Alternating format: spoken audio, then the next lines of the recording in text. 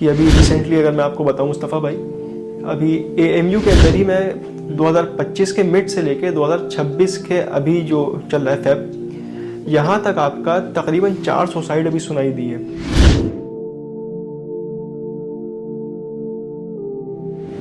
कि ये जो यूथ सुसाइड करता है, ये क्या थॉट है और क्यों सुसाइड करता है ये? रीजन वो माहौल जिसके अंदर उसकी परवरिश होती है। कुछ इसी तरीके का हाल आज हम इंसानों का भी है। हमको भी नहीं पता कि हम इंसान हैं। लक़द ख़लक़नल इंसाना फ़ी अहसनि तक़वीम। अल्लाह ताला तो कुरान में ये बयान कर रहा है कि हमने तुम्हें बड़े खूबसूरत सांचे में ढाला है ना। सूरज कुरान के अंदर एक सूरा है, उसके अंदर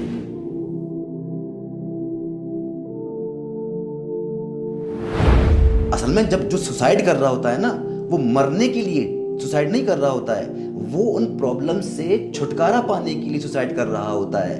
वो सहारा लेता है उसका कि मुझे उन प्रॉब्लम से छुटकारा मिल जाएगा, इसलिए वो सुसाइड कर रहा होता है। उसको कुछ शौक नहीं आ रहा है कि वो मौत को गले लगा ले। उसको ये एहसास ही नहीं था कि वो भी एक बाज है। क्यों?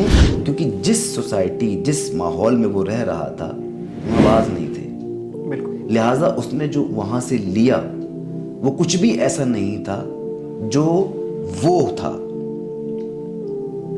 उसने खाना पीना, अपना बोलना, अपनी सारी चीजें जो थी, यानी उसके अंदर जो सलाहियतें थी, उसके अंदर जो बाज होने के नाते जो बहुत सारे कैरेक्टरिस्टिक्स थे, वो डेवलप हो ही नहीं पाए, वो परवान चढ़ ही नहीं पाए। लिहाजा वो अपनी आइडेंटिटी ही खो बैठा। उसको ये एहसास ही नहीं हुआ कभी भी कि वो एक बाज है और वो इतनी बुलंदियों पे, इतनी ऊंचाइयों पे भी उड़ सकता है।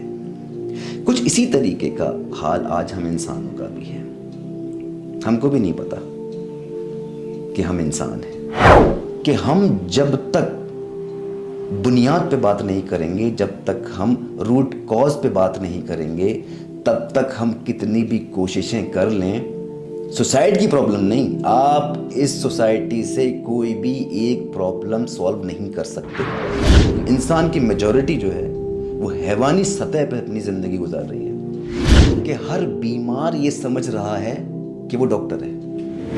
और पर्पस ऑफ लाइफ दुनिया का कोई सब्जेक्ट नहीं बताएगा, कोई यूनिवर्सिटी, कोई कॉलेज, कोई स्कूल नहीं बताएगा।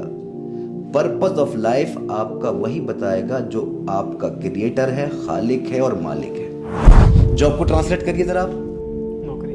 नौकरी, नौकरी कौन करता है? नौकर। नौकर। नौकरों को पहले जमाने में क्या कहा जाता था? गुलाम।